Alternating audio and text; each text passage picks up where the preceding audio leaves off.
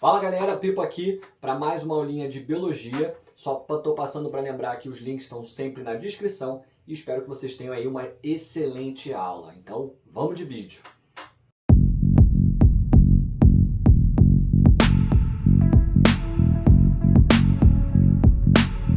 Então vamos lá de aula de número 2, tá? Da aula de ecologia. A gente vai falar hoje sobre os ciclos biogeoquímicos. É uma aula relativamente curta, tá? Porque não são muitos ciclos. E vamos analisar esse nome, ciclo biogeoquímico. Bio, de vida. Geo, porque envolve a geografia do planeta. E químico, porque vai envolver aí átomos e moléculas. Então a gente vai falar do ciclo do carbono, que é um átomo, ou o ciclo da água, que seria uma molécula.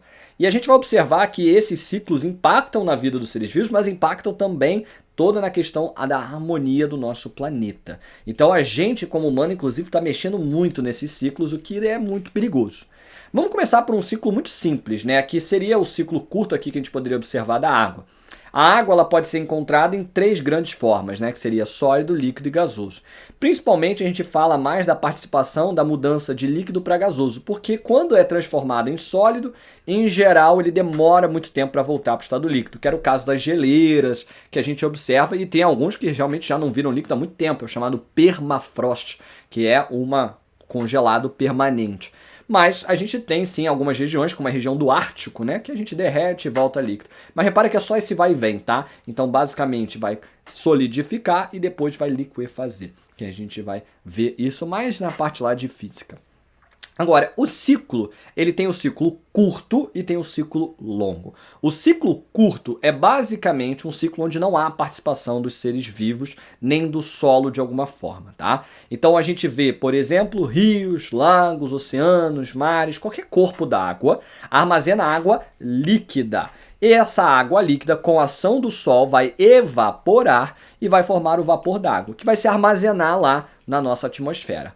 Eventualmente, esse vapor d'água condensa, formando as nuvens, lembrando que nuvens são gotículas de água, e essas gotículas eventualmente ficam pesadas e caem na forma de uma precipitação. Tem três formas de precipitar. Chuva, que é água líquida, granizo, que é sólido na forma de gelo, e por fim a neve, que é sólida, mas na forma de flocos. A grande diferença de granizo e de neve depende das transformações. A neve é feita por sublimação, vai direto de vapor para sólido, enquanto que o granizo ele faz a etapa de líquido. Então ele vai ser convertido primeiro a líquido, condensando, e depois ele solidifica. Agora, ele pode ficar nesse ciclo para sempre, mas a verdade é que, em geral, a gente vai ter a participação muito forte dos seres vivos. Os seres vivos, eles precisam de água para sobreviver, porque a maioria dos organismos tem como sua grande maioria corpórea água. É o nosso caso, que em média aí 65% água. E a gente usa nos nossos processos vitais para transpirar, para respirar, para fazer fotossíntese, no caso das plantas, para excretar, no caso da urina. Então a gente participa muito fortemente. A gente, em geral, vai beber água líquida, né? A gente não é capaz de puxar o vapor d'água. Agora, os animais vão beber a água líquida e vão eliminar na forma de urina ou na forma do suor, que também pode já levar direto à evaporação. As plantas vão usar dessa água e vão acabar transpirando, perdendo vapor d'água para a atmosfera. Agora, como é que a planta vai absorver essa água? Ela tira do solo. Então vai dizer que quando precipita, quando chove, quando neve, a água vai para o solo e ela infiltra, ou seja, ela passa por espaço do solo e geralmente ela se armazena em lençóis freáticos, o que é muito importante, tá? Por quê? Os lençóis freáticos têm água que já foi purificada, foi filtrada. O solo age como um filtro. E é justamente ele que a gente usa muito, tá, no nosso cotidiano. É a famosa água mineral que a gente compra no mercado. A gente pode também tomar água filtrada, que é a água que a gente retira de um rio, tem que ser água doce, e a gente vai acabar limpando, fazendo a filtração artificialmente, tá? Agora, essa participação aqui dos seres vivos é importante, que ela acaba modificando a água. Principalmente nós humanos, a gente acaba sujando a água ao devolver para a atmosfera ou ao devolver para os rios, e isso pode impactar no que a gente chama do ciclo da água ou ciclo hidrológico. Muitas questões que trazem esse conteúdo trazem de forma muito simplificada, então fiquem bem tranquilos em relação à água. Outro ciclo que a gente pode falar que é muito próximo aqui, não é o ciclo do carbono que eu já estou botando aqui, e sim o ciclo do oxigênio, que ele é muito rápido, né? Então o átomo oxigênio ele pode estar na forma de O2, gás oxigênio, ou do CO2, que seria aí a forma do gás carbônico. Toda vez que a gente respira, a gente usa oxigênio e forma gás carbônico, e toda vez que a gente faz fotossíntese, não a gente, plantas, algas, cianobactérias, vão liberar oxigênio. Então veja que é cíclico. Por que eu trago esse ciclo aqui? Porque é importante a questão do balanço, né? Então hoje a gente luta muito com a intensificação de efeito estufa, que a gente está produzindo muito mais gás carbônico e não tem tantos produtores consumindo esse gás carbônico. E lembrar que o gás carbônico é um gás de efeito estufa, então ele aquece o planeta. Não aquece por igual, mas sim mantém a radiação infravermelha aqui, mantendo a Terra aquecida por mais tempo. Então isso aqui é um grande problema. As plantas naturalmente fazem os dois, só que a planta em geral faz mais fotossíntese do que respiração. Por isso que é de boa sobreviver aqui, se a gente não ficasse poluindo, porque o nosso consumo de respiração já está controlado, já está regulado também pelos vegetais, tá? Mas vamos para o ciclo do carbono e depois a gente vai ver o nitrogênio, que são os dois que realmente mais caem no vestibular. O ciclo do carbono, assim como aconteceu lá no ciclo da água, tem o ciclo curto e o ciclo longo. O ciclo curto independe dos seres humanos, enquanto que o ciclo longo é a participação do ser humano aqui. Na ideia do ciclo curto, a gente vai ter o gás carbônico sendo estocado na atmosfera. Então, próximo a 1% da atmosfera é gás carbônico. Esse gás carbônico ele vai ser fixado, ou seja, fixar vem da ideia de tirar da atmosfera e colocar aqui no ambiente terrestre, através da fotossíntese, feita por algas, cianobactérias e também por plantas. Tá? Esses produtores, em geral, vão fixar então o gás carbônico e vão transformar isso em biomassa. Então aqui, produtor, consumidor e decompositor, entenda biomassa, né? Então está armazenando em moléculas orgânicas. Agora, os produtores vão acabar respirando, já devolve gás carbônico rapidamente para a atmosfera, ou vão virar comida de consumidores, que vão consumir os produtores e vão usar essa biomassa também para respirar, e aí vão devolver de novo gás carbônico para a atmosfera. Além disso, esses seres eventualmente morrem ou liberam as fezes, no caso dos animais, e essas fezes, esses corpos em decomposição, vão acabar sendo decompostos por decompositores, que acabam devolvendo gás carbônico para a atmosfera. Se ficasse nisso aqui para sempre, a gente não veria uma desregulação, porque a quantidade de gás carbônico na atmosfera ia se manter constante. O grande problema é o seguinte: parte desses produtores, e pode ser também de consumidores, mas principalmente de produtores, acaba não sendo decomposto imediatamente. A decomposição fica sendo lenta e essa matéria orgânica é pressionada ali por causa do solo. Essa pressão transforma esses restos de seres vivos em combustíveis fósseis. Então é matéria orgânica fossilizada. Esses combustíveis fósseis, como é o petróleo, como é o gás natural, como é o carvão mineral, antigamente não tinham nenhum tipo de utilização. Eles ficavam no solo. Mas o ser humano descobriu isso. E com isso começou a queimar combustão de combustíveis fósseis. E isso está intensificando o efeito estufa porque está liberando carbono que há muito tempo estava estocado no solo. E isso está desregulando o ciclo do carbono. O que é preocupante, está levando ao fenômeno que a gente conhece como aquecimento global. Além disso, muitas vezes o carbono está sendo devolvido muito rápido com as queimadas, que vão acabar liberando carbono que estava estocado nesses vegetais. A gente costuma dizer que plantas são grandes estocadores de carbono, porque pegam um gás carbônico, fixa na forma de fotossíntese e armazena, tá, na sua biomassa. Lembrar que tem plantas que são rapidamente consumidas, como as gramíneas, mas tem plantas que vão ter vidas muito longas, 500 anos, 600 anos. Então elas estão estocando gás carbônico para a gente, ajudando a não ter uma discrepância, uma quantidade tão grande de gás carbônico sendo liberado para a atmosfera.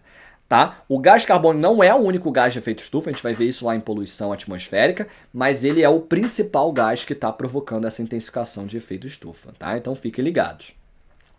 Vamos para o ciclo do nitrogênio. Esse aqui de longe é o mais cobrado, tá, em provas de vestibular. Eu vou acompanhar aqui porque esse aqui acaba tendo muita imagem, eu acho ele muitas vezes confuso. Mas eu vou muitas vezes trazer aqui à tona para que vocês visualizem, tá? Então a gente vai começar aqui no cantinho, tá, do desenho, que é pegar a nosso estoque, nosso principal amostra de nitrogênio, que é na forma gasosa. N2 é o gás de nitrogênio, é o gás mais presente na atmosfera, tá? Próximo a 70%, porém a gente não aproveita ele na respiração, tá? Então isso é muito importante que a gente deixe claro. Quando a gente respira, a gente bota nitrogênio para dentro, mas a quantidade que eu boto para dentro eu coloco para fora. Eu não aproveito nada nos meus pulmões. Agora, o que eu faço como animal? A gente vai ver que o nosso papel vai vir muito depois. Quem vai aproveitar esse nitrogênio atmosférico, na verdade, são dois grupos de bactérias, principalmente. A gente pode chamar todas as bactérias de bactérias fixadoras, e graças a Deus o Enem está fazendo isso mais, está tirando esses nomes chatinhos. Então, bactéria fixadora é aquela que fixa nitrogênio. Lembra que eu falei lá em carbono? Fixar é tirar da atmosfera e colocar no solo, colocar no ambiente terrestre. Então, quem é que faz isso? E transforma em quê?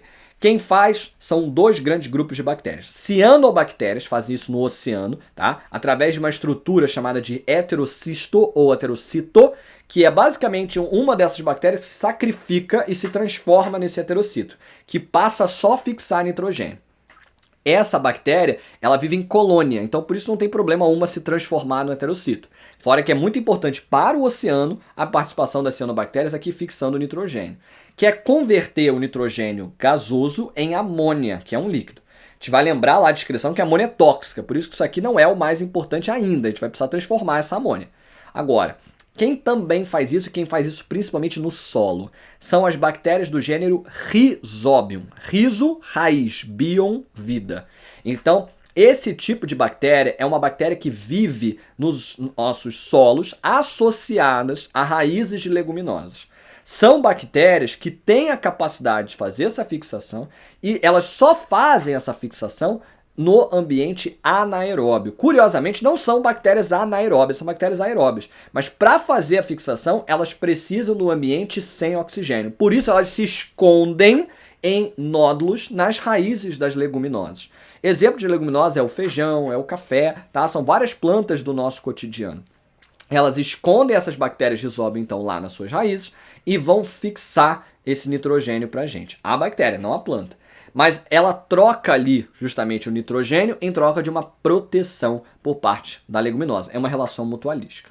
Agora, a gente tem outras, tá? A gente tem a Azotobacter, a gente tem outras bactérias capazes de fazer isso, por isso que hoje em dia estão chamando de bactérias fixadoras, algo mais fácil.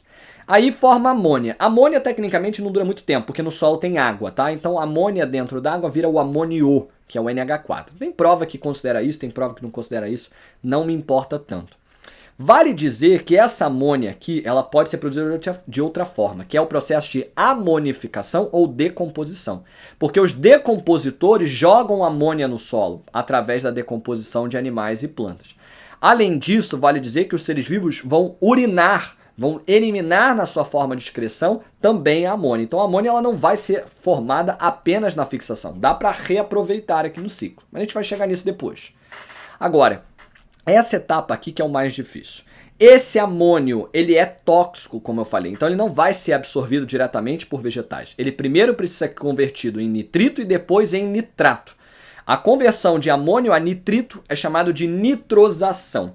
A nitrosação ela é assim chamada porque o nitrito também ganha o nome de íon nitro. Eu até prefiro isso, porque fica mais fácil, porque aí é a formação do íon nitro. Nitroação, ou seja, nitrosação, formação do íon nitro, que é feito por um tipo de bactéria, uma espécie, na verdade isso aqui é o gênero dela, Nitrosomonas, tá? Esse grupinho que já apareceu em provas mais específicas, são bactérias capazes de fazer essa conversão. São bactérias quimiosintetizantes. Elas não fazem isso aqui de graça. Elas fazem essa conversão porque nesse processo gera liberação de energia e ela usa essa energia para produzir o próprio alimento. Então entendo que nada vem de graça na natureza, tá? Esse nitrito depois ele vai ser convertido a nitrato, que é uma versão melhor de ser absorvida pelos vegetais. Esse processo é chamado de nitratação, formação de nitrato. De novo, mesma ideia português aqui. Quem faz isso é a Nitrobacter. Eu sempre gravo nitros, porque aí eu lembro que a nitrosação é feita pela Nitrosomonas, enquanto que a Nitrobacter faz a outra, que é a nitratação. Hoje em dia, principalmente a nível de Enem, está sendo poupado esses nomes excessivos aqui, tá? Muito se fala sobre a nitrificação, que é a formação de nitrato direto de amônio.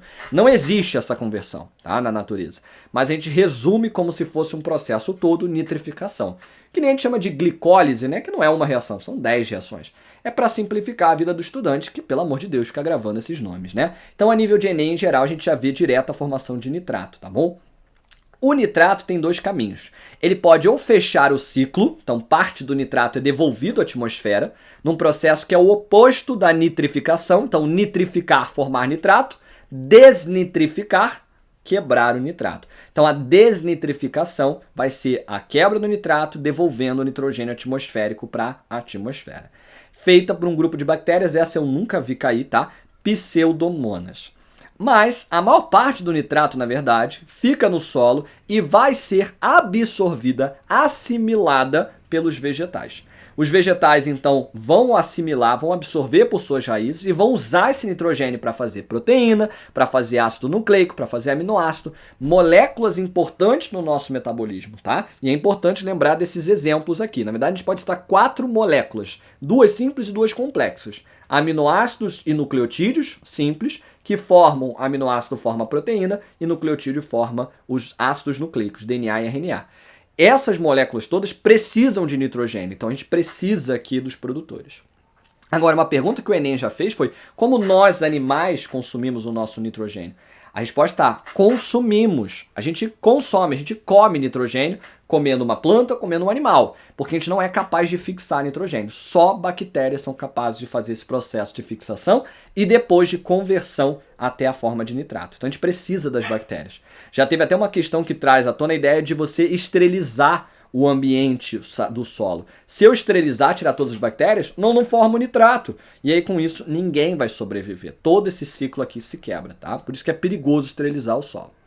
Agora, lembrando, só recapitulando para a gente fechar, os produtores e consumidores eventualmente morrem e formam aí a decomposição, novamente, amônia. Quem faz isso? Bactérias decompositoras. Esse nome amonificação está no passado, tá? Eu não gosto desse nome, porque amonificar dá a ideia de formar amônia. Só que tem 2 formas de formar amônia, fixando e decompondo. Então, a amonificação é um sinônimo de decomposição. Mas, em geral, tenta esquecer mais disso porque confunde muito, tá? Porque apareceu já em questões para tentar enganar. Perguntava qual era a etapa que acontecia a transformação de N2 a amônia e botava a amonificação para te enganar. Mas isso é fixação, tá? Fixar, tirar da atmosfera, colocar no solo. Bom, esse é o último ciclo que eu tenho aqui no slide, que é o ciclo mais visual, mas tem 2 ciclozinhos muito simples, que é o ciclo do cálcio e do fósforo, que já apareceram em questões mais específicas. Cálcio e fósforo são 2 minerais importantes para a gente e que a gente obtém a partir de rochas, tá? Então a gente tem rochas calcárias, rochas que têm cálcio na composição, e rochas fosfóricas, que vão ter o fósforo na composição. Através da ação do intemperismo, então vento, água, a gente vai degradar essas rochas em pedaços cada vez menores, a ponto que esses pequenos fragmentos vão acabar indo parar no solo, vão parar em rios, lagos, lagoas, oceanos, e os produtores, principalmente, vão acabar absorvendo esses minerais através das suas raízes, através do seu corpo. E ao absorver esses sais minerais, usam na fotossíntese, usam em outros processos, e a gente come esses vegetais e aí consome o cálcio, consome o fósforo. Então, novamente, aqui fica a mesma ideia. A gente participa sempre consumindo. Eventualmente, produtores e consumidores vão ser decompostos e parte desses minerais pode voltar a compor as rochas. É verdade que a maior parte acaba sendo reaproveitada aqui diretamente, tá? E justamente já por um vegetal, novamente, por um produtor. Bom, por hoje é só. Como eu falei, essa aula é mais curtinha. Fiquem ligados, por favor, no ciclo do nitrogênio e no ciclo do carbono, que são esses os mais importantes mesmo de vocês conhecerem, tá bom? Até a próxima, um grande abraço e valeu!